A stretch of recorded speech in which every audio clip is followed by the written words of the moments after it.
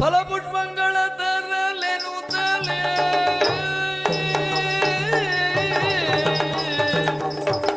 ಫಲಪುಷ್ಪಗಳ ತರಲೆನು ತಲೆ ವನ ಬಳಸಿ ನೋಲ್ವಟುಗಳ ಜೊತೆಯಲ್ಲಿ ವನ ಬಳಸಿ ನೋಳು ಒಟುಗಳ ಜೊತೆಯಲ್ಲಿ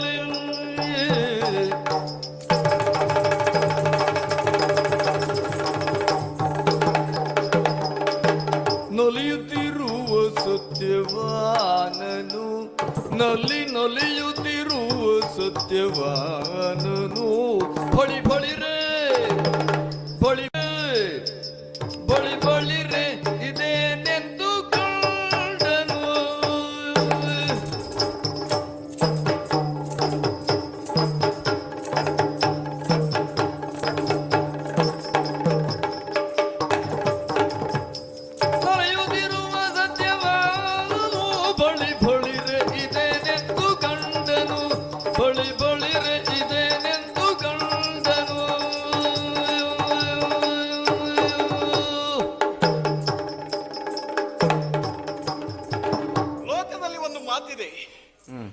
ಹರಮುನಿದರು ಗುರು ಕಾಯುವನು ಎನ್ನುವಂತಹ ಮಾತು ನನ್ನ ಪಾಲಿಗೆ ಅದು 100% ಸತ್ಯವಾಗಿದೆ. ಅಲ್ಲದೆ ಹೋದರೆ ಎಂದೋ ಸತ್ತು ನಿರ್ನಾಮವಾಗಿ ಆಗಬೇಕಾಗಿರುವಂತಹ ನನ್ನ ಬದುಕು ಇಂದು ಹೀಗಿದೆ ಎಂದಾದ್ರೆ ಅದಕ್ಕೆ ಕಾರಣ ಗುರು ಮಾತ್ರ. ಹೌದು, ಹಾಗಾಗಿ ಅಲ್ವೇ ಈ ಹೊತ್ತು ಗುರುವಿನ ಆಶ್ರಮದಲ್ಲಿದ್ದೇನೆ. ನನ್ನ ಜೊತೆಗೆ ಅದೆಷ್ಟೋ ಒಟ್ಟುಗಳಿದ್ದಾರೆ, ಅವರನ್ನೆಲ್ಲ ಸೇರಿಕೊಂಡು ನಾನು ಬಂದೆ. ಗುರು ಆಶ್ರಮದಲ್ಲಿ ಬದುಕುತ್ತಿರುವಂತಹ ನಾನು ಅಲ್ಲಿಯ ನಿಯಮ ನಿಬಂಧನೆಗಳಿಗೆ ಒಳಪಟ್ಟು ಅದನ್ನು ಚಾಚೂ ತಪ್ಪದೆ ವ್ಯವಹರಿಸುತ್ತಿದ್ದವ, ಬದುಕುತ್ತಿದ್ದವ. ಅದಕ್ಕಾಗಿಯೇ ಈ ಹೊತ್ತು ಇಷ್ಟೆಲ್ಲ ಬ್ರಾಹ್ಮಣರು ನಮ್ಮ ಜೊತೆಗಿದ್ದದ್ದು. ಇವರನ್ನೆಲ್ಲ ಸೇರಿಕೊಂಡು ವನಕ್ಕೆ ಬಂದೆ. ಕುಶ ಸಮಿತಿಗಳನ್ನು, ಫಲ ಪುಷ್ಪಗಳನ್ನು ಆಯ್ಕೆ ಮಾಡಿಕೊಂಡು ಹೋಗುವುದು ನಮ್ಮ ಕಾಯಕ. ಅರೆ ಏನದು? ಏನು ಇದೇನಿದು? ಈ ವನ ಪ್ರದೇಶಕ್ಕೆ ನಾನು ಬಂದರೆ ಅಲ್ಲಿ ನಾನು ಕಾಣ್ತಾ ಇದ್ದದ್ದು ಏನದು? ಹೊಳೆವ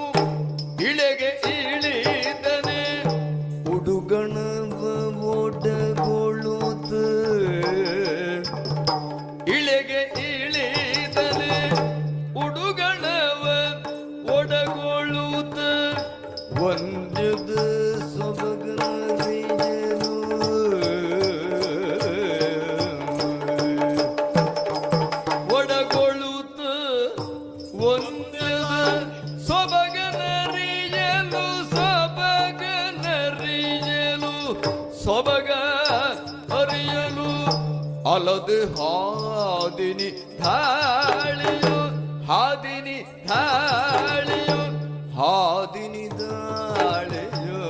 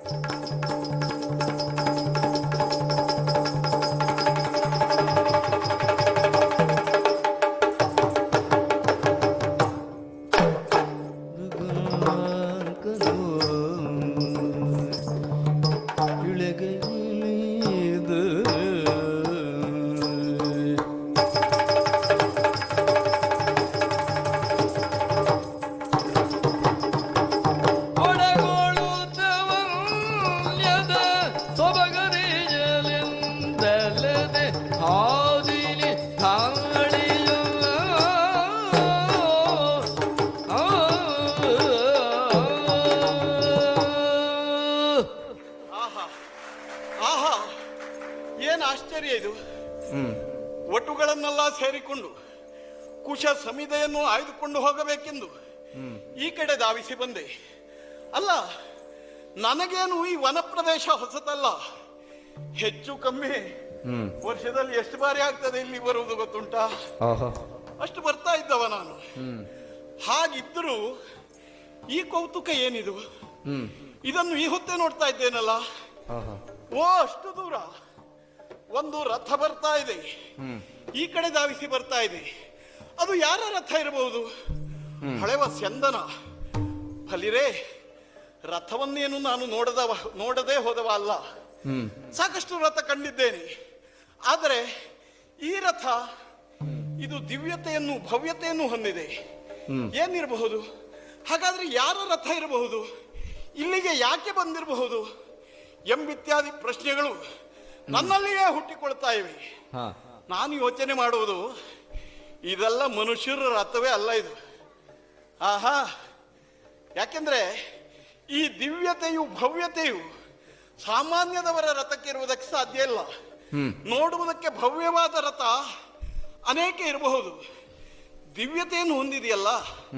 ಹಾಗಾಗಿ ನಾನು ಯೋಚನೆ ಮಾಡುವುದು, ಬಹುಶಃ ಇಲ್ಲಿ ಯಾರ ರಥವೋದಾಗಿರ್ಲಿಕ್ಕಿಲ್ಲ. ಹಾ, ಸರಿ, ಅವನದ್ದೇ ರಥ ಇದು. ಗಗನಾಂಗಣದಲ್ಲಿ ಶೋಭಾಯಮಾನವಾಗಿ ಶೋಭಿಸುತ್ತಿರಬೇಕಾಗಿರುವಂತಹ ಚಂದ್ರ ರಥವನ್ನೇರಿ ಈ ಕಡೆ ಧಾವಿಸಿ ಬಂದ. ಇದು ಚಂದ್ರನ ರಥವೇ. ಹಾಗಾದ್ರೆ ಚಂದ್ರ ಯಾಕೆ ಬಂದಿರ್ಬೋದು?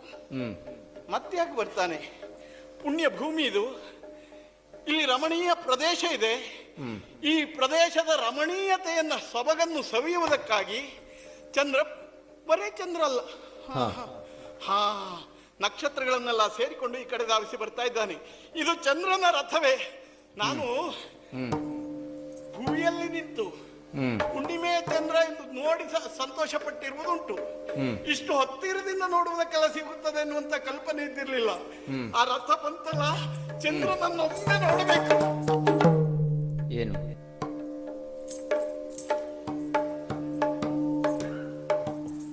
ಚಂದ್ರ ಹೆಣ್ಣ ಗಂಡ? ಗಂಡಲ್ಲ, ನಾನು ತಿಳಿದದ್ದು ಹಾಗೆ, ಗಂಡು ಅಂತ. ಇಲ್ಲಿ ಕಾಣುವುದು ಹೆಣ್ಣು. ನಾನು ಆ ರಥದೊಳಗೆ ಚಂದ್ರನನ್ನು ನೋಡ್ತಾ ಇಲ್ಲ, ಚಂದ್ರ ಕಾಣಿಸುತ್ತಾ ಇಲ್ಲ. ಚಂದ್ರಮುಖಿಯೊಬ್ಬಳಿದ್ದಾಳೆ. ಆ ಚಂದ್ರಮುಖಿ ಈ ಕಡೆ ಯಾಕೆ ಬಂದಿರು?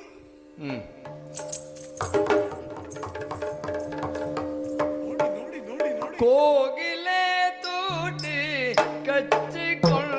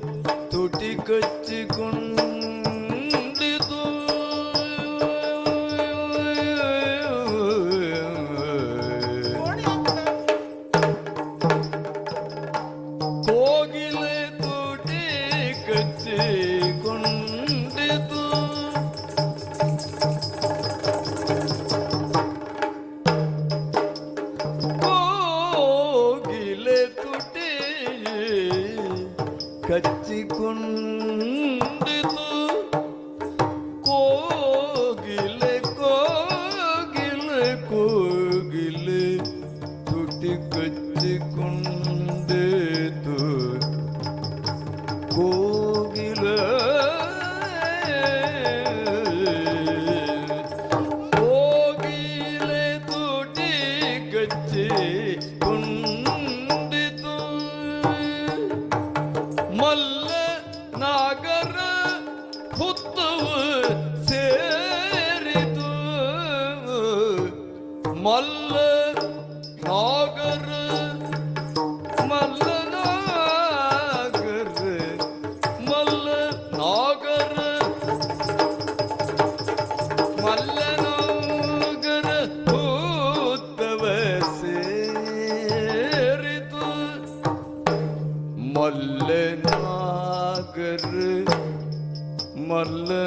ಮಲ್ಲನಾಗರ ಮಲ್ಲನಾಗರ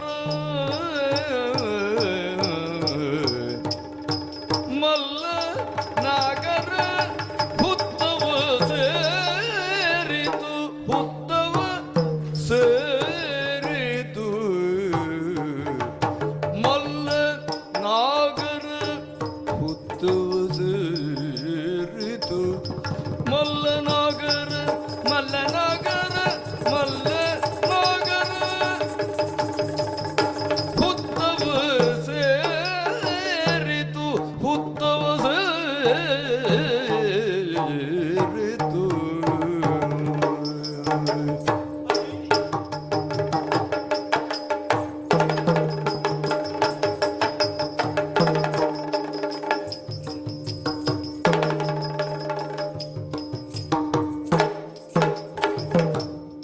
ಸಾಗರದೊಳು ಕಂಬುವಡಗೇತು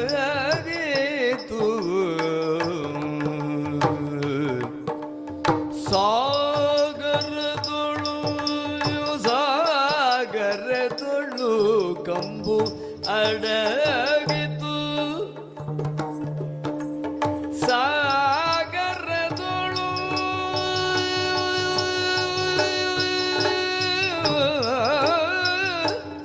ಕಂಬು ಒಡಗಿತು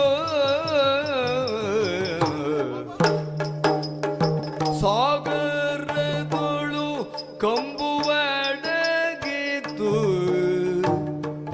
ನಾಚಿ ನಾಚಿ ನಾಚಿ ನಾಚಿ ಬೀಗ ಮುದ್ರೆಯ ಸಿಂಹ ಏಕಿತು ನಾಚಿ ನಾಚಿ ನಾಚಿ ಬೀಗ ಮುದ್ರೆಯ ಸಿಂಹ ಇಕ್ಕಿದು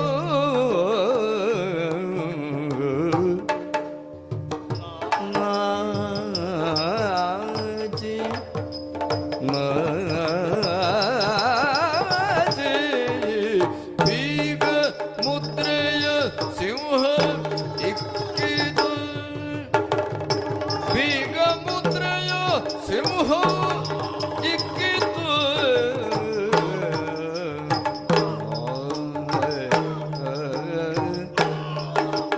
ಬೀಗ ಮುದ್ರೆಯ ಸಿಂಹ ಇಕ್ಕಿತು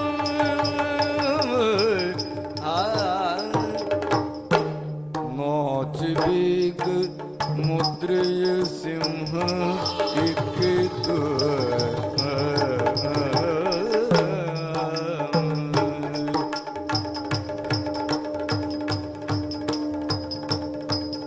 ನಾಚಿ ಬೀಗ ಮುದ್ರೆಯ ಸಿಂಹ ಇಕ್ಕಿತು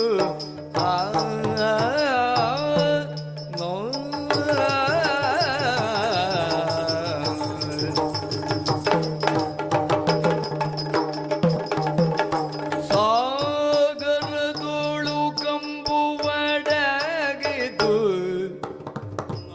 ನಾಚಿ ಬೇಗ ಮುದ್ರೆಯ ಸಿಂಹ ಏಕಿತು ನಾಚಿ ಬೇಗ ಮುದ್ರೆಯ ಸಿಂಹವೇಕಿತು ನಾಚಿ ಬೇಗ ಮುದ್ರೆಯ ಸಿಂಹ ಇಕ್ಕಿತು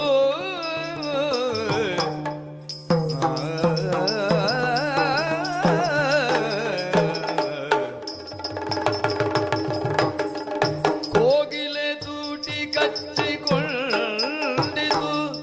ಮಲ್ಲನಾಗರ ಹುತ್ತವ ಸೇರಿತು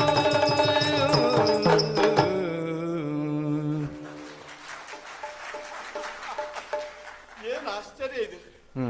ಸುಂದರಿಯೊಬ್ಬಳು ಆ ಕಡೆಯಿಂದ ಬರುತ್ತಾ ಇದ್ದಾಳೆ. ಚಂದ್ರಮುಖಿ ಹೌದು. ಚಂದ್ರಮುಖಿಯ ತೇರು ಈ ಕಡೆ ಧಾವಿಸಿ ಬರುತ್ತಿರುವಂತೆ ಈ ಪ್ರದೇಶದಲ್ಲಿ ಬದುಕುತ್ತಿರುವಂತಹ ಜೀವರಾಶಿಗಳ ಮೇಲೆ ಅದೆಷ್ಟು ಪರಿಣಾಮ, ಅದೆಂತಹ ಪ್ರಭಾವ ಭಲರೇ. ನೋಡಿ, ವನ್ಯ ಜೀವಿಗಳೆಲ್ಲ ತಮ್ಮ ತಮ್ಮ ಕಾಯಕವನ್ನೇ ಮರೆತು ವ್ಯವಹರಿಸ್ತಾ ಇವೆ. ಹಾ, ನಾನು ಅಷ್ಟು ದೂರ ಬರುವಾಗ ಹಾ ಒಂದು ಸ್ವರ ಕೇಳಿತು. ಯಾವ್ದು? ಕೋಗಿಲೆ ಸ್ವರ. ಓಹೋ. ಹಾ, ಈ ಕೋಗಿಲೆ ಸ್ವರ ಕೇಳಿದೆ ಸುಮಾರು ದಿವಸ ಆಗಿತ್ತು. ಹ್ಮ್ ಇವತ್ತು ಕೇಳ್ತು. ಹ್ಮ್ ಹಾ, ಎಂತ ಶ್ರುತಿಬದ್ಧವಾಗಿ ಆಡ್ತಾ ಇದೆ. ಹ್ಮ್ ಅದೆಲ್ಲ ಹೇಳಿದ್ರೆ ನಿಮಗೆಲ್ಲಿ ಅರ್ಥ ಆಗ್ಬೇಕು ಹ್ಮ್ ಅಲ್ವಾ? ಹಾ. ಹೀಗೆ ಪಂಚಮದ ಇಂಚರದಿಂದ ಕೂಗುತ್ತಿರುವಂತಹ ಕೋಗಿಲೆ. ಹ್ಮ್ ನೋಡೋಣ, ಹತ್ತಿರ ಹೋಗಿ ಕೇಳೋಣ ಕೇಳೋಣ ಎಂದು ಹ್ಮ್ ಹತ್ತಿರ ಹತ್ತಿರ ಹತ್ತಿರ ಬಂದೆ.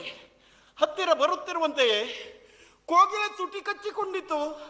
ಹಾ ಎಂತ? ಹಾ, ಕೋಗಿಲೆಗೆ ತುಟಿ ಉಂಟಾ? ಇಲ್ವಾ? ಆಹಾ.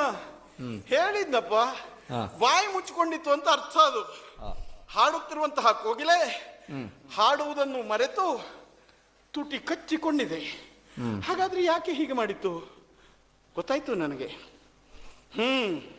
ಆ ಕಡೆ ಬರ್ತಾ ಇದ್ದಾಳಲ್ಲ ಹುಡುಗಿ, ಹಾ. ಅವಳು ಬರುವಾಗ ಸುಮ್ಮನೆ ಬರ್ತಾ ಇಲ್ಲ, ಅಕ್ಕಪಕ್ಕದವರ ಹತ್ತಿರ ಮಾತಾಡ್ತಾ ಇದ್ದಾಳೆ. ಅವಳ ಸ್ವರವನ್ನು ಕೋಗಿಲೆ ಕೇಳಿಸಿಕೊಂಡಿತ್ತು. ಅಯ್ಯ, ಈ ಹುಡುಗಿಯ ಸ್ವರದ ಮುಂದೆ ನಮ್ಮ ಸ್ವರ ಏನೂ ಅಲ್ಲ ಅಂತ ತಿಳಿದು ಆ ಕೋಗಿಲೆ ಬಾಯಿ ಮುಚ್ಚಿ ಕುಳಿತುಕೊಂಡಿದೆ. ಬಿಡಿ, ಕೋಗಿಲೆ ಅಂತೂ ಕೇಳುವುದಕ್ಕೆ ಆಗುವುದಿಲ್ಲ, ಗಾಯನ ಹಾಡುವುದಿಲ್ಲ ಅಂತ ಈ ಕಡೆ ತಿರುಗಿ ನೋಡಿದೆ. ಇಲ್ಲಿ ಬುಸ್ ಎಂದು ದೊಡ್ಡ ಹೆಡೆ ಎತ್ತಿ ಓಡಾಡುವಂತ ಒಂದು ನಾಗರ ಹಾವಿತ್ತು. ಆವಾಗ ಸಿಗ್ತಾ ಇತ್ತು. ಈಗ ನಾನು ನೋಡ್ತೇನೆ, ಭೂಸ್ ಅಂತ ನಾಗರ ಹೆಡೆ ತೆಗಿತು, ಹೆಡೆಯನ್ನು ಬಿಚ್ಚಿತು. ಯಾವ ಹಾವು? ಮಲ್ಲ ಹಾವು. ಮಲ್ಲ. ಮಲ್ಲ ನಾಗರ ಅಂದ್ರೆ ದೊಡ್ಡ ಹಾವು. ಹಾ. ಹೆಡೆ ಬಿಚ್ಚಿದ ಆ ನಾಗರ ಹಾವು ಹೆಡೆಯನ್ನು ತಗ್ಗಿಸಿ ತಗ್ಗಿಸಿ ತಗ್ಗಿಸಿ ತಗ್ಗಿಸಿ ಹೋಗಿ ಹೋಗಿ ಹೋಗಿ ಹೋಗಿ ಹುತ್ತವ ಸೇರಿತು. ಹ್ಮ್ ಯಾಕೆ ಹೀಗೆ ಮಾಡಿತ್ತು ಈ ನಾಗರ ಹಾವು ಗೊತ್ತಾಯ್ತು. ಹ್ಮ್ ಬರುತ್ತಿರುವಂತಹ ಹುಡುಗಿಯ ಜಡೆಯನ್ನು ನಾಗರ ಹಾವು ನೋಡಿತು. ಹ್ಮ್ ಆ ನಾಗರ ಹಾವಿಗೆ ಒಂದು ಒಳ್ಳೆ ಸೊಕ್ಕಿತ್ತು, ತನ್ನ ಹೆಡೆ ಬಹಳ ಚಂದ ಅಂತ. ಹುಡುಗಿಯ ಜಡೆಯನ್ನು ನೋಡಿತಾ ಇಲ್ವಾ? ಹುಡುಗಿಯ ಜಡೆಯ ಎದುರಿಗೆ ಈ ಹೆಡೆ ಏನೂ ಅಲ್ಲ ಅಂತ ತಿಳಿದು ಹಾವು ಹೆಡೆಯನ್ನು ತಗ್ಗಿಸಿ ಹೋಗಿ ಹುತ್ತವ ಸೇರಿತು. ಹಾ, ದೊಡ್ಡದೊಂದು ಸಿಂಹ ಇತ್ತು. ನೋಡಿದ್ರೆ ನೀವು? ಇಲ್ವಲ್ಲ. ಆರ್ಭಟಿಸುವ ಸಿಂಹ. ಈಗ ನೋಡಿ, ತುಂಬಾ ಮುದುಕಾಗಿದೆ ಆ ಸಿಂಹ. ಹ್ಮ್ ಆದ್ರೂ ಮೊದಲಿನ ಆರ್ಭಟ ಇಲ್ಲ. ಆರ್ಭಟ ಇಲ್ಲದ್ರು ಕ್ರೌರ್ಯ ಉಂಟು, ಗರ್ಜನೆ ಉಂಟು. ಸಿಂಹವೇ. ಕೆಲವರಿಗೆ ಮುದುಕಾದ್ರೂ ಸ್ವರ ಇರ್ತದೆ ನೋಡಿ, ಆ ಸ್ವರಕ್ಕೂ ಹಾಗೆ. ಅಷ್ಟು ಮುದುಕಾದ್ರೂ ಸ್ವರ ಗಟ್ಟಿ ಉಂಟು. ಬೋರ್ ಕುಡುತ್ತಾ ಇತ್ತು ಆ ಸಿಂಹ. ಹಾಗೆ ಬೋರ್ ಕುಡಿಸುವಂತಹ ಸಿಂಹವು ಈ ಹೊತ್ತು ನಾಚಿ ಬೀಗ ಮುದ್ರೆಯ ಸಿಂಹ ಬಲಿಯಿತು. ನಾಚಿ ನಾಚಿ ನಾಚಿ ಬೋರ್ ಕುಡುತ್ತಾ ಓಡಾಡುವ ಸಿಂಹ ಮುದುಡಿ ಮುದುಡಿ ಮುದುಡಿ ಹೀಗೆ ಮಲಗಿದೆ. ಏನಾಯ್ತು ಸಿಂಹಕ್ಕೆ ಅಂತ ನಾನು ಯೋಚನೆ ಮಾಡಿದೆ. ಉತ್ತರ ಸಿಕ್ಕಿತು. ಬರುವ ಹುಡುಗಿಯ ಸೊಂಟ ಪ್ರದೇಶವನ್ನು ಸಿಂಹ ನೋಡಿತ್ತು. ಆ ಸಿಂಹಕ್ಕೆ ಒಂದು ಸೊಕ್ಕಿತ್ತು, ತನ್ನ ಸೊಂಟ ಬಹಳ ಚಂದ ಅಂತ. ಸಿಂಹ ಕಟಿ ಅಂತ ಹೇಳುವುದಿಲ್ವೇ, ಹಾಗೆ ಹುಡುಗಿಯ ಕಟಿ ಪ್ರದೇಶವನ್ನು ಕಂಡ ಸಿಂಹವು ನಾಚಿ ಬೀಗ ಮುದ್ರೆಯ ಬಲಿದಿದೆ ಹೊತ್ತು. ಇಷ್ಟೆಲ್ಲ ಆದ ಮೇಲೆ ಸಮುದ್ರದಿಂದ ಒಂದು ಕಂಬು ಮೇಲೆದ್ದು ಬಂತು ಅಂತ ಆದರೆ ಶಂಖ ಈ ಹುಡುಗಿಯ ಕಂಠ ಪ್ರದೇಶವನ್ನು ನೋಡಿದಾಗ ಶಂಖವು ಆ ಸಮುದ್ರದೊಳಗೆ ಮುಳುಗೀತು, ಸಾಗರದೊಳಗೆ ಕಂಬು ಅಡಗೀತು. ಹಾಗೆ ಆಗಬಹುದು ಅಂತ ಸುಂದರಿಯವಳು. ಏನೇ ಇರಲಿ, ನಮಗೆ ಅಭಿಮುಖವಾಗಿಯೇ ಬರ್ತಾ ಇದೆ ರಥ. ಏನು ಮಾಡಲಿ? ಮುಂದಿಟ್ಟ ಹೆಜ್ಜೆಯನ್ನು ನಾನು ಹಿಂದಿಡುವವ ಅಲ್ಲ, ನನಗೇ ಅಭಿಮುಖವಾಗಿ ರಥ ಬರ್ತಾ ಇದೆ. ನೋಡೋಣ, ಬರ್ಲಿ ಬರ್ಲಿ, ನೋಡ್ಕೊಳ್ತೇನೆ. ನೋಡಿದ್ರೆ ಆಯ್ತು, ಯಾರು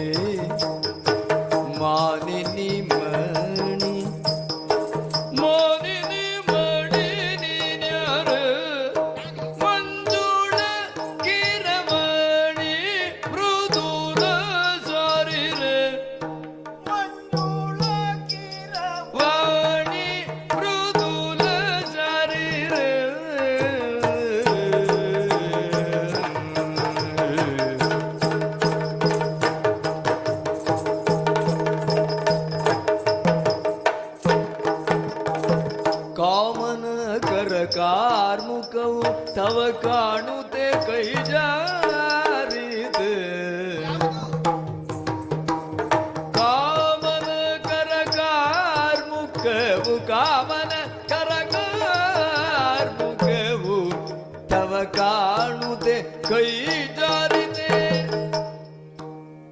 ಕಾಮನ ಕರ ಕಾರ್ಮುಖವು ಕಾಮನ ಕರ ಕಾರ್ಮುಖವು ಕಾಮನ ಕರ ಕಾರ್ಮುಖವು ತವ ಕಾಣುತ್ತೆ ಕೈ ಜಾರಿದೆ. ಕಾಮನ ಕರ ಕಾರ್ಮುಖವು ತವ ಕಾಣುತ್ತೆ ಕೈ ಜಾರಿದೆ. ತವ ಕಾಣುತ್ತೆ ಕೈ ಜಾರಿದೆ. ಆನನದ ಮಂದ ಸ್ಮಿತವ ಕಂಡು ಆನನದ ಮಂದ ಸ್ಮಿತವ ಕಂಡು ಅಬ್ಜವೇ ತಲೆ ತಗ್ಗಿತು. ಆನನದ ಮಂದ ಸ್ಮಿತವ ಕಂಡು ಆನನದ ಮಂದ ಸ್ಮಿತವ ಕಂಡ ಅಬ್ಜವೇ ತಲೆ ತಗ್ಗಿದೆ. ಅಬ್ಜವೇ ತಲೆ ತಗ್ಗಿತು. ಆನನದ ಮಂದ ಸ್ಮಿತವ ಕಂಡು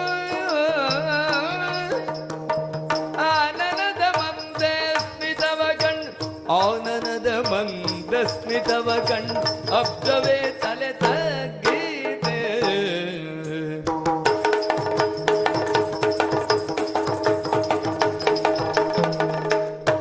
ಆನನದ ಮಂದ ಸ್ಮಿತವ ಕಂಡು ಅಬ್ಜವೇ ತಲೆ ತಗ್ಗಿದೆ. ಓ ಮಾನಿನಿ ಮಣಿ, ಮಹನೀಯ. ನಿಮ್ಮನ್ನು ನೋಡಿದಾಗ ಹಾಗೆ ಸಂಬೋಧಿಸುವುದು ಸೂಕ್ತ ಓ, ಎಂದು ನಾನು ಊಹಿಸಿದೆ. ಯಾಕೆಂದ್ರೆ ಮಾನಕ್ಕೆ ಪ್ರಾಶಸ್ತ್ಯವನ್ನು ಕೊಟ್ಟು ಬದುಕುವವಳು ಎಂಬರ್ಥದಲ್ಲಿ ಹೆಣ್ಣನ್ನು ಮಾನಿನಿ ಎಂದು ಸಂಬೋಧಿಸಿದ್ದಾರೆ ಪ್ರಾಜ್ಞರು. ಹೌದು. ಆ ಮಾನಕ್ಕೆ ಪ್ರಾಶಸ್ತ್ಯ ಕೊಟ್ಟು ಬದುಕುವವಳು ಎನ್ನುವುದನ್ನು ನಾನು ಗಮನಿಸಿದೆ. ಯಾಕೆಂದ್ರೆ ಏರಿದ ತೇರು ಭವ್ಯವಾದದ್ದೇ, ಓಲೈಸುವಂತಹ ಸಖಿಗಣ ಅಮೋಘವಾದದ್ದೇ, ಅಪರಿಮಿತವಾದದ್ದೇ. ಹೀಗೆ ಸಖಿಗಣವನ್ನು ಸೇರಿಕೊಂಡು ತೇರನ್ನೇರಿ ಬರುತ್ತಿರುವಾಗ ಎದುರಿಗೆ ನಾನು ಬಂದೆ. ನಮ್ಮ ಬರುವಿಕೆಯನ್ನು ನೀವು ಗಮನಿಸಿದ್ದೀರಿ ಎಂದು ನಾನು ಊಹಿಸಿದೆ. ಗಮನಿಸಿದರೂ ಎಳ್ಳಷ್ಟು ವಿಚಲಿತರಾಗದೆ, ಅನ್ಯಮನಸ್ಕರಾಗದೆ, ಗಂಭೀರ ವದನರಾಗಿ ಮಂದಸ್ಮಿತವನ್ನು ಹೊರಸೂಸುತ್ತಾ ನನ್ನತ್ತ ದೃಷ್ಟಿಯನ್ನು ಹಾಯಿಸಿದ್ರಲ್ಲ, ಯಾವುದೇ ಚಾಂಚಲ್ಯಕ್ಕೆ ಒಳಗಾಗಲಿಲ್ಲ.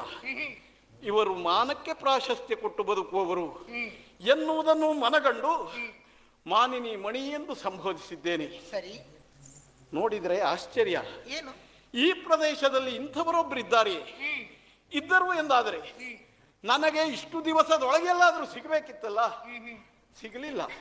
ಯಾಕೆಂದ್ರೆ ನನ್ನ ಓಡಾಟ ಬಹಳ ಹೆಚ್ಚು ಈ ಕಡೆಯಲ್ಲಿ, ಓ, ಎಲ್ಲಾದ್ರೂ ಕಾಣಬೇಕಿತ್ತು ಅಂತ. ಹಾಗೆ ಕಂಡವ ನಾನಲ್ಲ, ಹಿಂದೆ ಕಾಣುತ್ತಿದ್ದೇನೆ ಎಂಬಲ್ಲಿಗೆ ಇವರು ಯಾರಿರಬಹುದು? ಹಲವು ರೀತಿಯ ಪ್ರಶ್ನೆಗಳು ನನ್ನಲ್ಲಿ ಹುಟ್ಟಿಕೊಳ್ತಾ ಇವೆ. ಇವರೇನು ಮೇಲಿನಿಂದ ಬಿದ್ದರೋ, ಕೆಳಗಿನಿಂದ ಎದ್ದರೋ, ಅಲ್ಲ ಇಲ್ಲೇ ಎಲ್ಲಿಯೂ ಇದ್ದರೋ ಏನೋ? ಮೇಲಿನಿಂದ ಆಗಾಗ ಬೀಳುವುದುಂಟು. ದೇವಲೋಕದ ಕನ್ನಿಕೆಯರು ಪತನ ಹೊಂದುವುದುಂಟು. ಶಾಪಗ್ರಸ್ತರಾಗಿ ಪತನ ಹೊಂದುತ್ತಾರೆ. ಹಾಗೆ ಪತನ ಹೊಂದಿದ ದೇವಕನ್ಯೆ ಎಂದು ನೋಡಿದ್ರೆ ಕಣ್ಣನ್ನು ಮುಚ್ಚಿ ತೆರೆದು ಮಾಡ್ತಾ ಇದ್ದೀರಿ.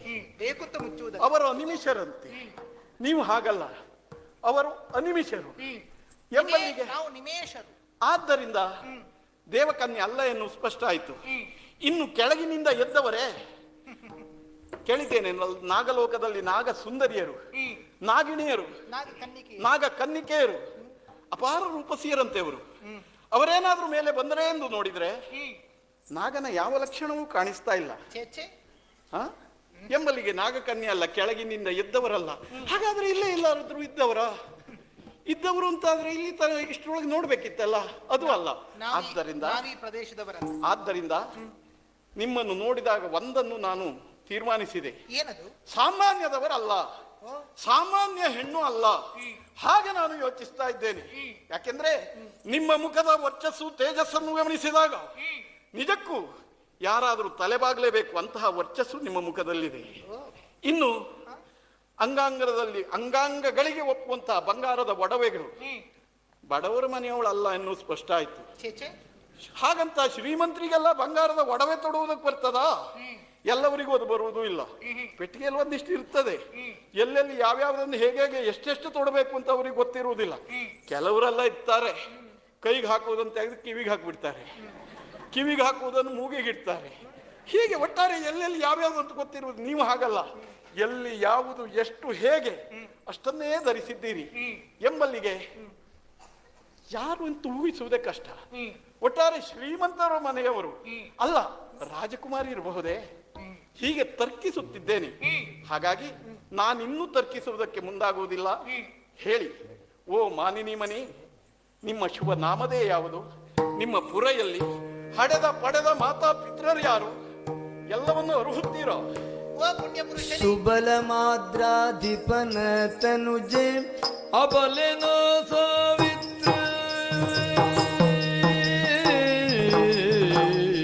ಸುಬಲ ಮಾದ್ರಾಧಿಪನ ತನುಜೆ ಅಬಲೆನೋ ಸಾವಿತ್ರ. ಸುಬಲ ಮಾದ್ರಾಧಿಪನ ತನುಜೆ, ಸುಬಲ ಮಾದ್ರಾಧಿಪನ ತನುಜೆ ಅಬಲೆನಾ ಸಾವಿತ್ರಿ. ಅಬಲೆನಾ ಸಾವಿತ್ರಿ, ಅಬಲೆನಾ ಸಾವಿತ್ರಿ, ಅಬಲೆನಾ ಸಾವಿತ್ರಿ. ವಿಬುಧನ ವಿಧಾನ ಪೇಳುವುದು ಅಭಯವಿಡುದಲೇ. ವಿಬುಧನ ವಿಧಾನ ಪೇಳುವುದು ಅಭಯವಿಡುತ್ತಲೇ. ವಿಬುಧನ ವಿಧಾನ ಪೇಳುವುದು ಅಭಯ ಬಿಡುತ್ತಲೇ. ವಿಬುಧನ ವಿಧಾನ ಪೇಳುವುದು ಅಭಯ ಬಿಡುತ್ತಲೇ.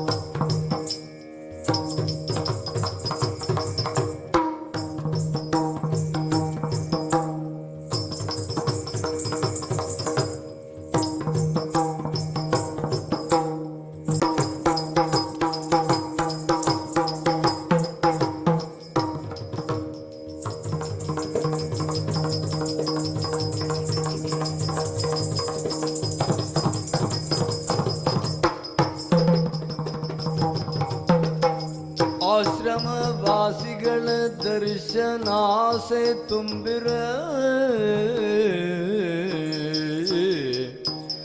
ಆಶ್ರಮವಾಸಿಗಳ ದರ್ಶನಾಸೆ ತುಂಬಿರ.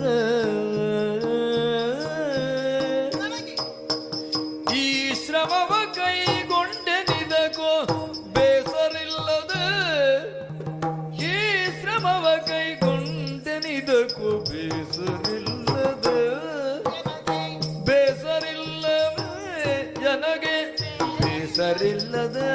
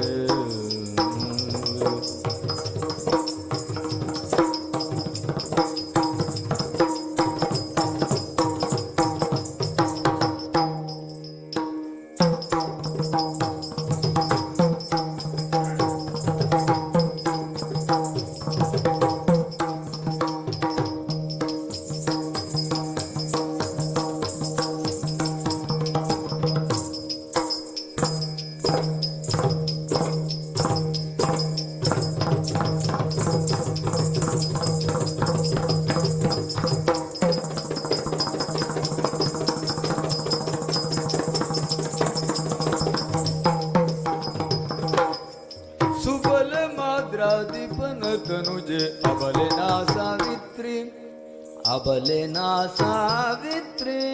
ವಿಬುಧನ ವಿಧಾನ ಬೇಡುವುದು ಅಭಯವಿಡುತ್ತಲೇ. ಅಯ್ಯ, ಈ ಕಡೆಗೆ ನನ್ನ ಪ್ರಯಾಣವಾದದ್ದು ನಮ್ಮ ರಾಜ್ಯದಿಂದಲೇ. ಹೌದೇ? ರಾಜಕುಮಾರಿ ನಾನಿದ್ದೇನೆ.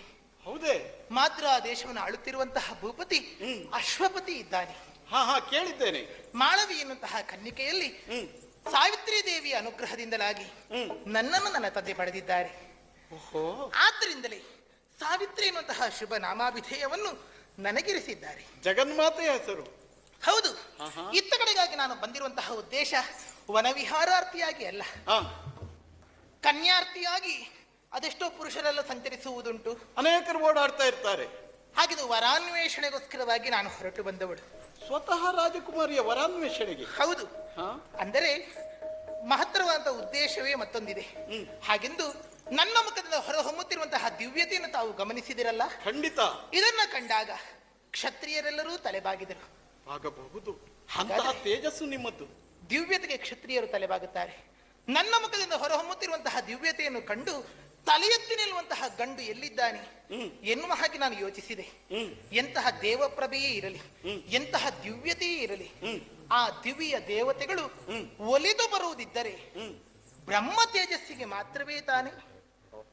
ಕ್ಷತ್ರಿಯನಾಗಿ ಕಡೆಯ ದಿಕ್ಕಿನ ವಾಸನವಂತಹ ಪರಮೇಶ್ವರನಿಂದಲೇ ಧನುಸ್ಸಿನ ಅಧಿದೇವತೆ ಅಂತಹ ಶಿವನಿಂದಲೇ ನಾನಾ ವಿಧವಾದಂತಹ ಅಸ್ತ್ರಶಸ್ತ್ರಾದಿಗಳನ್ನು ಹೊಂದಿಕೊಂಡಿದ್ದರು. ಕೌಶಿಕ ಮಹಾರಾಜ ಬ್ರಹ್ಮದಂಡಕ್ಕೆ ತಲೆಬಾಗಿಯೇ ತಾನೇ ಹೇಳಿದ್ದು, ದಿಗ್ಬಲಂ ಕ್ಷತ್ರಿಯ ಬಲಂ ಬ್ರಹ್ಮ ತೇಜೋ ಬಲಂ ಬಲಂ. ಹಾಗಾದ್ರೆ ಅಂತಹ ಬ್ರಹ್ಮ ತೇಜಸ್ಸಿಗಿಂತ ಪ್ರಪಂಚದಲ್ಲಿ ಮಿಗಿಲಾದದ್ದು ಇನ್ಯಾವುದೂ ಇಲ್ಲ ಎನ್ನುವ ಹಾಗೆ ಅಂತಹ ಬ್ರಹ್ಮ ತೇಜಸ್ಸನ್ನು ಹೊಂದಿರುವವರನ್ನು ಹುಡುಕಿಕೊಂಡು ಇತ್ತ ಕಡೆಗಾಗಿ ನಾನು ಬಂದೆ. ಆದ್ದರಿಂದಲೇ ಆಶ್ರಮವನ್ನೆಲ್ಲವನ್ನು ಸುತ್ತಿಕೊಂಡು ಆಶ್ರಮವಾಸಿಗಳನ್ನು ಕಾಣುವಂತಹ ಅಪೇಕ್ಷೆಯಿಂದ ಅವರನ್ನು ಸೇವೆ ಮಾಡುವಂತಹ ಉದ್ದೇಶದಿಂದ ಇತ್ತ ಕಡೆಗಾಗಿ ಬಂದೆ. ಗೌತಮಾಶ್ರಮದ ಪ್ರದೇಶವಲ್ಲವೇ ಇದು? ಖಂಡಿತ. ಆದ್ರಿಂದ ಇತ್ತ ಕಡೆಗಾಗಿ ಬಂದೆ, ನಿಮ್ಮನ್ನು ನೋಡಿದೆ, ಸಂತೋಷವಾಯಿತು, ಧನ್ಯವಾಯಿತು ನನ್ನಂತಹ ಜೀವನ. ನನ್ನ ಕಣ್ಣುಗಳು ಪಾವನವಾದವು. ಅಯ್ಯ, ನೋಡಿದರೆ ಒಟುವಂತೆ ತೋರುತ್ತಿರುವೆ. ಓ ಬ್ರಾಹ್ಮಣ ಬಾಲಕ, ಎತ್ತನಿಂದ ಬಂದಿರಿ, ನಿಮ್ಮ ಪರಿಚಯವೇನು ಹೇಳುವಿರಾ? ಇಲ್ಲಿಯ ತನಕ ಮಾತು ಸರಿ ಇತ್ತು, ಈಗ ಸ್ವಲ್ಪ ತಪ್ಪಿತ ಅಂತ. ತಪ್ಪಿತೆ? ಹಾ, ಯಾಕೆ? ವಿಬುಧನಲ್ಲವೇ ತರುಣಿ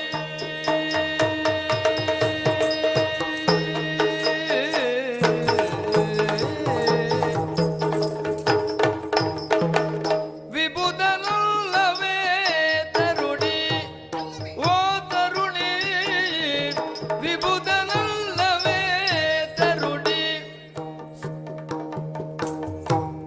ವಿಬುಧನಲ್ಲವೇ ತರುಣಿ, ಸತ್ಯವಾನ ವಿಬುಧರಡಿಯಾಳೆನುವಿ, ಸತ್ಯವಾನ ವಿಬುಧರಡಿಯಾಳೆನುವಿ.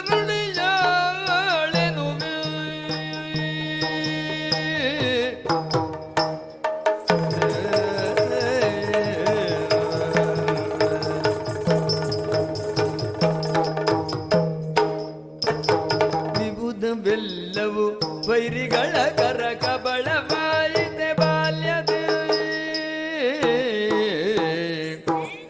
ವಿಭವವೆಲ್ಲವೂ ವೈರಿಗಳ ಕರ ಕಬಳವಾಯಿತೆ ಬಾಲ್ಯದೆ, ಅಬಲ ಕ್ಷಾತ್ರರು ನಾವು, ಅಬಲ ಕ್ಷಾತ್ರರು ನಾವು, ಮಾತೆ ಪಿತ ಸಗ ಅಭವನರ್ಚಿಸುತ್ತಿರುವೆವು, ಅಬಲ ಕ್ಷಾತ್ರರು ಮಾತೆ ಪಿತ ಸಗ ಅಭವನರ್ಚಿಸುತ್ತಿರುವೆವು, ಶಂಕರನ ಅರ್ಚಿಸುತ್ತಿರುವೆವು, ಅಭವನರ್ಚಿಸುತ್ತಿರುವೆವು, ಅಬಲ ಕ್ಷಾತ್ರರು ಮಾತೆ ಪಿತ ಸಹಿತ ಭವನರ್ಚಿಸುತ್ತಿರುವೆವು, ವಿಬುಧನಲ್ಲವೇ ತರುಣಿ, ಸತ್ಯವಾನ ವಿಬುಧರಣಿಯಾಳೆನುವಿ, ಸತ್ಯವಾನ ವಿಬುಧರಣಿಯಾಳೆನುವಿ.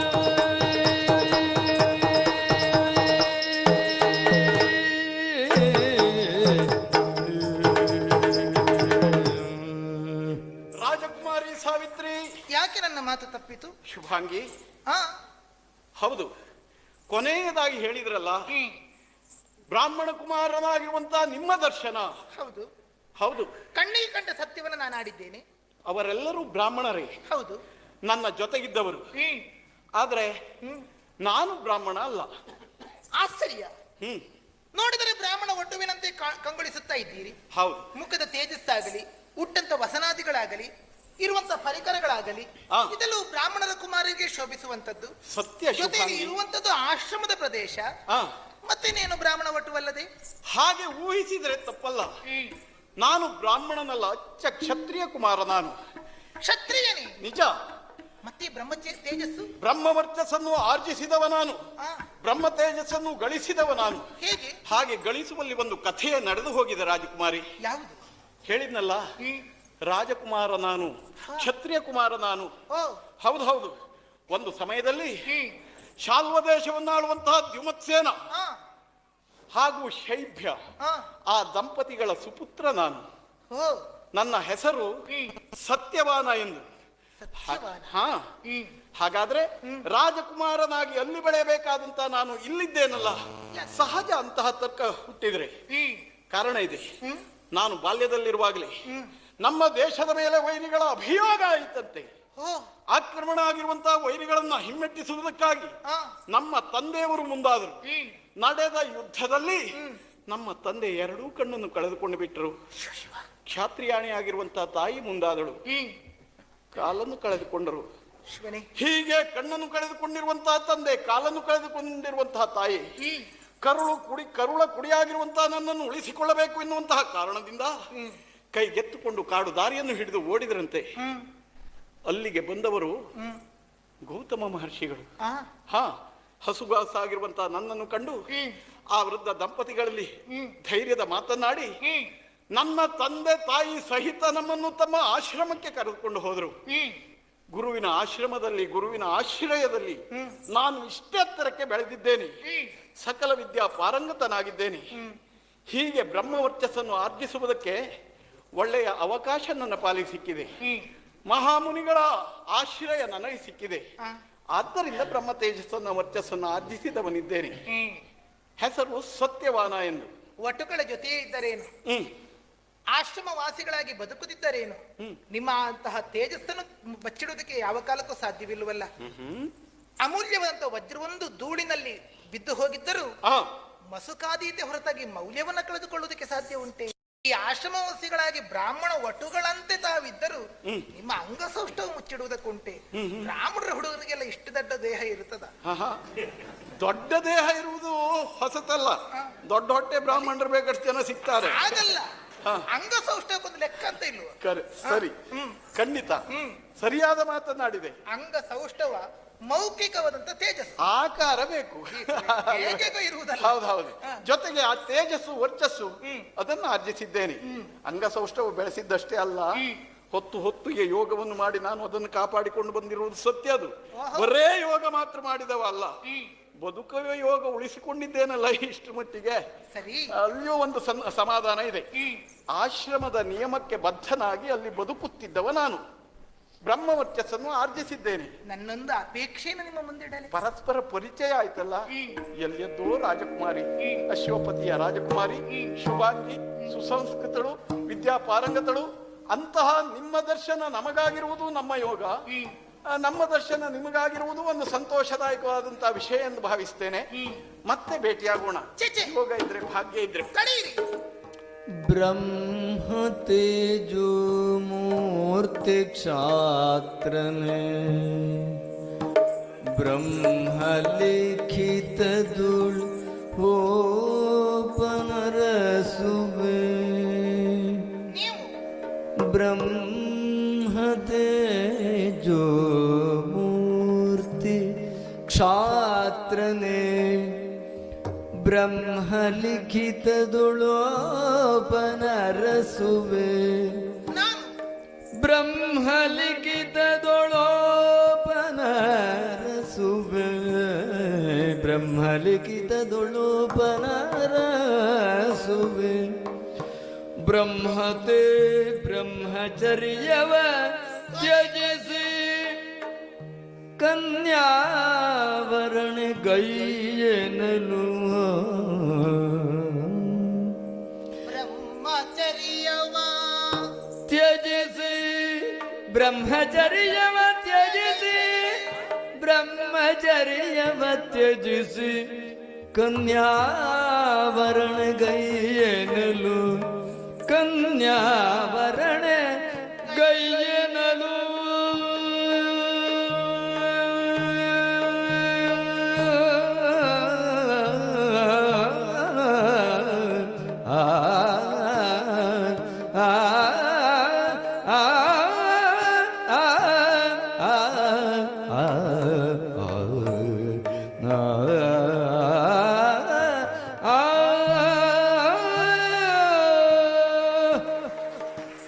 ಓ ಬ್ರಹ್ಮ ತೇಜೋ ಭರಿತನಂತಹ ಕ್ಷಾತ್ರವೀರನೇ, ನಿಜವಾಗಿಯೂ ಇಂಥದಿರುವುದು ವಿಶೇಷವಲ್ವೇ ಹೇಳಿ? ಕ್ಷತ್ರಿಯ ಕುಮಾರಕನಾಗಿ ಅರಮನೆಯಲ್ಲಿ ಬೆಳೆಯಬೇಕಂತ ನೀವು ಆಶ್ರಮವಾಸಿಗಳಾಗಿ ಬದುಕನ್ನು ಸಾಗಿಸುತ್ತಾ ಇದ್ದೀರಿ. ಕ್ಷತ್ರಿಯ ಕುಲದಲ್ಲಿ ಹುಟ್ಟಿದವರು ಮಹಾ ಬ್ರಾಹ್ಮಣರಾಗಿ ಬದುಕಿದ್ದನ್ನು ನಾವು ಕೇಳಿದ್ದೇವೆ. ಹಾಗೆಂದು ಈ ಹೊತ್ತಿಗೆ ನೀವು ಕ್ಷತ್ರಿಯರಾಗಿ ರಾಜ್ಯಭಾರವನ್ನು ಮಾಡುವುದನ್ನು ಬಿಟ್ಟು ಬ್ರಹ್ಮಚರ್ಯವನ್ನು ಪಾಲಿಸುತ್ತಾ ಈ ಆಶ್ರಮದಲ್ಲಿ ಇದ್ದುಕೊಂಡು ಬ್ರಹ್ಮ ತೇಜೋಪವನ್ನು ಸಂಪಾದಿಸವರಿದ್ದೀರಿ. ನಿಮ್ಮಲ್ಲಿ ವಿನೀತಳಾಗಿ ನಾನು ಬೇಡಿಕೊಳ್ಳುತ್ತಿರುವುದು ಏನದು? ಜಗತ್ಸರ್ವಂ ದೈವಾಧೀನ, ದೈವ ಮಂತ್ರಾಧೀನ, ಮಂತ್ರ ಬ್ರಾಹ್ಮಣರಾಧೀನ. ಆದ್ರಿಂದವೇ ನಿಜವಾಗಿಯೂ ಬ್ರಹ್ಮ ವರ್ಚಸ್ಸಿಗೆ ಅಂತ ಪ್ರಭಾವ ಇರುವಂತದ್ದು. ಅಲ್ಲದೇ ಇದ್ದರೆ ನಿಮ್ಮ ಮುಂದೆ ನಾನು ತಲೆ ತಗ್ಗಿಸುವುದಕ್ಕುಂಟೆ ಹೇಳಿ?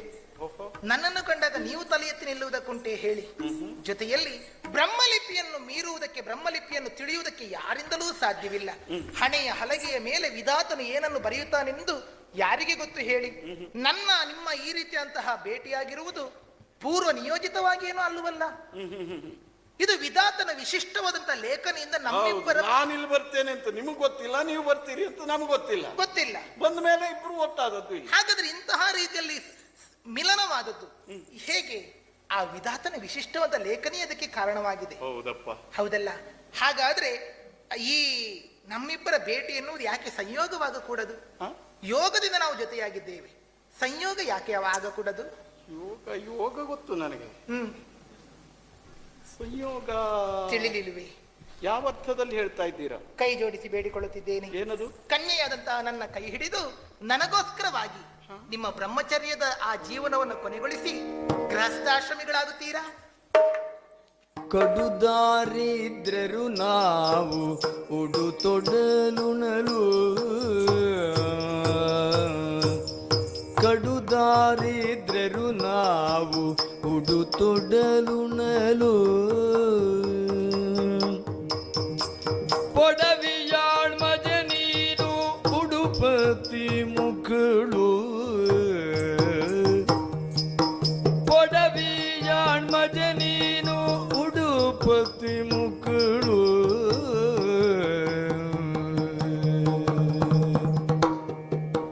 ಬೆಡಗುವಯ್ಯಾರ ಬೀರುವ ರಸಿಕರೋಳು, ಬೆಡಗುವಯ್ಯಾರ ಬೀರುವ ರಸಿಕರೋಳು, ಸಡಗರ ಮೆರೆಸದ ಬಯಕೆಯೇ ನಿದುವು, ಬೆಡಗುವಯ್ಯಾರ ಬೀರುವ ರಸಿಕರೋಳು, ಸಡಗರ ಮೆರೆಸದೆ ಬಯಕೆಯೇ ನಿದುವು.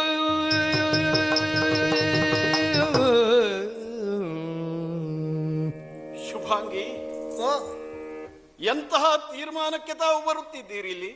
ಏನು ತಪ್ಪಿತು?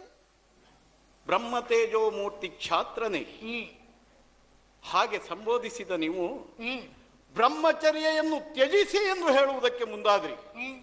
ನಾನು ಬ್ರಹ್ಮಚರ್ಯೆಯನ್ನು ಆಚರಿಸಿಕೊಂಡು ಬರ್ತಾ ಇದ್ದವ, ಹೌದು, ಪಾಲಿಸಿಕೊಂಡು ಬರ್ತಾ ಇದ್ದವ.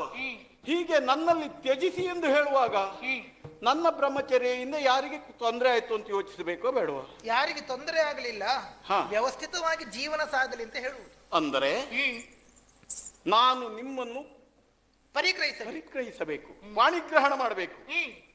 ದುಡುಕು ತೀರ್ಮಾನ ಇದು ಸಾವಿತ್ರಿ ದೇವಿ. ಏನು ದುಡುಕ? ಖಂಡಿತ ಹೌದು. ಹೇಗೆ? ನಾನೊಬ್ಬ ನಿಲ್ಲುವುದಕ್ಕೆ ನೆಲ ಇಲ್ಲದೆ ಹೋದವ. ನಾನು ನನ್ನದ್ದು ಎನ್ನುವುದು ಯಾವುದು ಇಲ್ಲ ರಾಜಕುಮಾರಿ. ನನಗೆ ನಿಲ್ಲುವುದಕ್ಕೆ ನನ್ನ ನೆಲ ಎನ್ನುವುದು ನನ್ನ ಪಾಲಿಗೆ ಇಲ್ಲ. ಕಡು ದಾರಿದ್ರ್ಯರು ನಾವು, ಬೇರೆಯವರ ಆಶ್ರಯದಲ್ಲಿ ಬೆಳೀತಾ ಇದ್ದವ ನಾನು. ಅಂತಹ ನನ್ನ ಕೈ ಹಿಡಿಯುವುದಕ್ಕೆ ನೀನು ಮುಂದಾದ್ರೆ ನಿನ್ನ ಬಾಳು ಎಷ್ಟರ ಮಟ್ಟಿಗೆ ಸುಗಮವಾದಿತ್ತು. ಆ? ನೀವಾದರೂ ಸಾಮಾನ್ಯದವರು, ಹ್ಮ್ ರಾಜಕುಮಾರಿ, ಹ್ಮ್ ಉಡುಪತಿ ಮುಖಳು. ಹ್ಮ್ ನಿನ್ನ ಮುಖ ನೋಡಿದ್ರೆ ಶಶಿಖಂಡ ಹಾಗೆ ಕಾಣಿಸ್ತದೆ. ಆಗಲಿ, ತಂಪಾದ್ರೆ ಆಯ್ತು. ಹೌದು, ಅದು ಆಗ್ತದೆ ಎನ್ನುವ ಭರವಸೆ ಇದೆ. ಯಾಕೆಂದ್ರೆ ಮುಖ ಕಂಡಾಗ ಮುಖ ತಿರುಗಿಸಿ ಹೋಗುವಂತ ಅನಿಸುವುದಿಲ್ಲಲ್ಲ. ಛೇ ಹಾಗಂತ ಮುಖಕ್ಕೆ ಮುಖ ಕೊಡುವುದು ಸ್ವಲ್ಪ ಕಷ್ಟ ಆಗ್ತದೆ ಕೆಲವರಿಗೆ, ಅಂತ ಮುಖ ನಿಮ್ಮದು ಅಲ್ಲ, ಆ ರೀತಿ ಅದೆಲ್ಲ ಮುಖಕ್ಕೆ ಮುಖ ಕೊಟ್ಟು ಮಾತಾಡುವ ವಯಸ್ಸು ಅಲ್ಲ, ಪ್ರಭೆಯೂ ಅಲ್ಲ. ಹೌದು.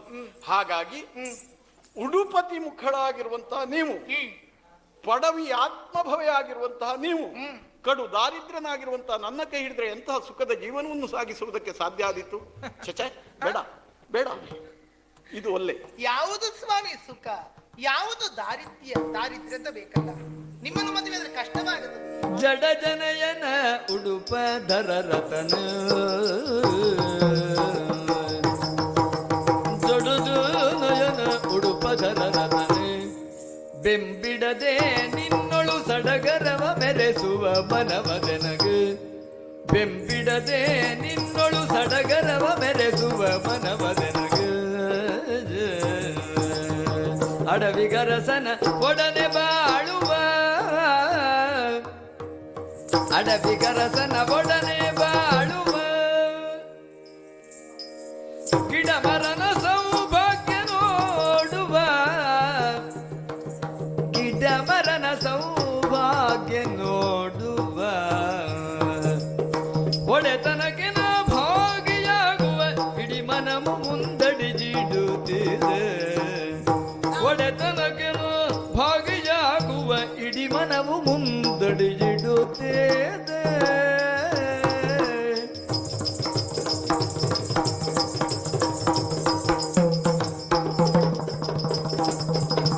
ಅಡವಿ ಗರಸನ ಒಡನೆ ಬಾಳುವ ಗಿಡ ಮರನ ಸೌಭಾಗ್ಯ ನೋಡುವ ಗಿಡ ಮರನ ಸೌಭಾಗ್ಯ ನೋಡುವ ಗಿಡ ಮರನ ಸೌಭಾಗ್ಯ ನೋಡುವ ಒಡೆತನಕ್ಕೆ ನಾ ಭಾಗಿಯಾಗುವ ಒಡೆತನಕ್ಕೆ ನಾ ಭಾಗಿಯಾಗುವ ಇಡೀ ಮನವು ಮುಂದಡಿಯಿಡುತ್ತಿದೆ ಒಡೆತನಕ್ಕೆ ನಾ ಭಾಗಿಯಾಗುವ ಇಡೀ ಮನವು ಮುಂದಡಿಯಿಡುತ್ತಿದೆ ಇಡೀ ಮನವು ಮುಂದಡಿಯಿಡುತ್ತಿದೆ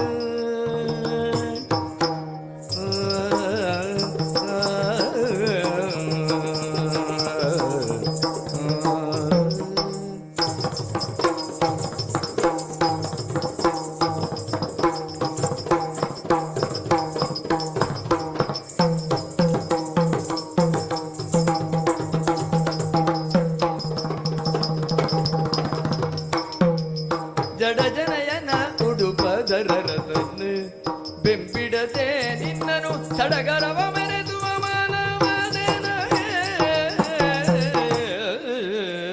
ಸ್ವಾಮಿ, ರಾಜಕುಮಾರಿ, ಜಡಜನಯನ ನೀವಿದ್ದೀರಿ.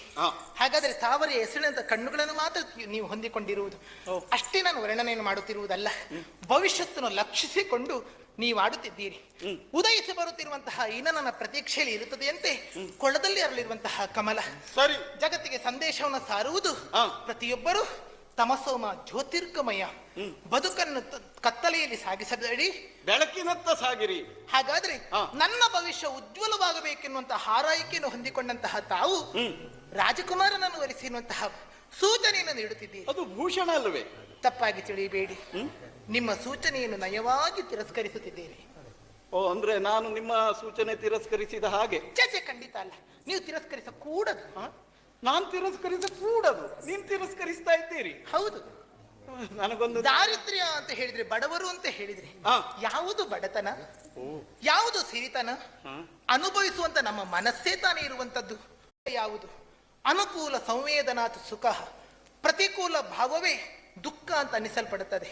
ಸಕ್ಕರೆ ಎನ್ನುವುದು ಹಿತವಾದ, ಸುಖ ಎನ್ನುವುದು ಎಲ್ಲವರಿಗೂ ಒಂದೇ ರೀತಿಯಾದ್ದು ಇರಬೇಕೆಂದೇನು ಇಲ್ಲ. ಅಲ್ಲ, ಉತ್ತಮ ಅಂತ ಒಂದು ಹಾಡನ್ನು ಕೇಳುತ್ತೇವೆ, ಇಂಪಾದಂತಹ ರಾಗದಿಂದ ಹಾಡುತ್ತಾರೆ. ಕೇಳಿದಾಗ ಮೈ ನವಿರೇಳುತ್ತದೆ. ಅಬ್ಬಾ ನಾನು ಹುಚ್ಚನಾಗಿ ಹೋದೆ ಅಂತ ಹೇಳ್ತಾರೆ. ಏನು ಸಿಗುತ್ತದೆ ಅವನಿಗೆ? ಊಟ ಸಿಗುತ್ತದ? ಹೊಟ್ಟೆ ತುಂಬುತ್ತದ? ಏನೂ ಇಲ್ಲ. ಹಾಗಾದ್ರೆ ಮೈ ಮರೆಯುತ್ತಾರಂತ ಆದ್ರೆ ಆ ಹಾಡಿನಲ್ಲಿ ಅವರು ಸುಖವನ್ನು ಅನುಭವಿಸುತ್ತಿದ್ದಾರೆ. ಓ ಆ ಕಡೆ ಒಬ್ಬ ಹುಚ್ಚನೊಬ್ಬ ಮೈ ಮೇಲೆ ಮಣ್ಣನ್ನು ಸುರುವಿಕೊಂಡು ಆ ರೀತಿಯಲ್ಲಿ ಕುಣಿದಾಡುತ್ತಾ ಇರುತ್ತಾನೆ. ಅವನಿಗೆ ಜಗತ್ತಿನ ಪರಿವೇ ಇಲ್ಲ. ಉಳಿದವರಿಗೆ ಅದು ಅಸಹ್ಯವಾಗಿ ಕಾಣಬಹುದು, ಆದ್ರೆ ಅವನಿಗದು ಸುಖವಾಗಿರುತ್ತದೆ. ಈಗ ಲೌಕಿಕವಾದ ಸುಖ ಭೋಗಗಳು ನಿಜವಾಗಿ ಶಾಶ್ವತವೂ ಅಲ್ಲ, ಅದು ನಿಜಾರ್ಥದ ಸುಖವೂ ಅಲ್ಲ. ಸುಂದರವಾದ ಶರೀರ ಇದೆ, ತನಗೆ ಆರೋಗ್ಯವಿದೆ, ತನ್ನ ದೊಡ್ಡದಂತ ದೈಹಿಕ ದಾಢ್ಯತನವನ್ನು ಪ್ರದರ್ಶಿಸ್ತಾನೆ. ಅವನಿಗೆ 4 ದಿವಸ ಜ್ವರ ಬಂದ್ರೆ ಎತ್ತುವುದಕ್ಕೆ ಮತ್ತೆ 4 ಜನ ಬೇಡ. ಮುಖ ಚಂದ ಇರುತ್ತದೆ, ಬಿಸಿ ಗಂಜಿ ಬಿದ್ರೆ ಮತ್ತೆ ಮುಖ ನೋಡ್ಲಿಕ್ಕಾಗುತ್ತದ? ಹಾಗಾದ್ರೆ ಶಾಶ್ವತವಾದದ್ದು ರೂಪವೂ ಅಲ್ಲ, ಸಂಪತ್ತೂ ಅಲ್ಲ. ನಿಜವಾದಂತ ಶ್ರೀಮಂತಿಕೆ ಇರುವುದು ಹೃದಯದಲ್ಲಿ ಅಲ್ವೇ ಸ್ವಾಮಿ? ಹೃದಯ ಶ್ರೀಮಂತಿಕೆಯನ್ನು ಪ್ರತಿಯೊಬ್ಬರು ಹೊಂದಿಕೊಂಡಿರಬೇಕು. ಅಂತ ಹೃದಯ ಶ್ರೀಮಂತಿಕೆಯನ್ನು ನೀವು ಹೊಂದಿಕೊಂಡಿದ್ದೀರಿ. ಜೊತೆಗೆ ನೀವು ಇರುವುದೆಲ್ಲಿ ಹೇಳಿ? ಈ ಸುಂದರವಾದಂತಹ ಕಾನನದ ಮಧ್ಯದಲ್ಲಿದ್ದೀರಿ. ನಿಸರ್ಗದ ಕೈಗೂಸಲ್ವೇ ಮಾನವನಾದವನು? ಸರಿ. ಇಂತಹ ಸ್ವಚ್ಛವಾದಂತಹ ನಿಸರ್ಗದಲ್ಲಿ ಬದುಕುತ್ತಾ ಇದ್ದೀರಿ. ಇದಕ್ಕಿಂತ ಸೌಭಾಗ್ಯ ನಿಮಗೆ ಮತ್ತೆ ಉಂಟೆ ಬೇರೆ ಹೇಳಿ? ನಾವು ನಗರವಾಸಿಗಳು, ನಾವು ರಾಜರು ಮಹಾರಾಜರು ಅಂತ ಹೇಳ್ತೀವಿ.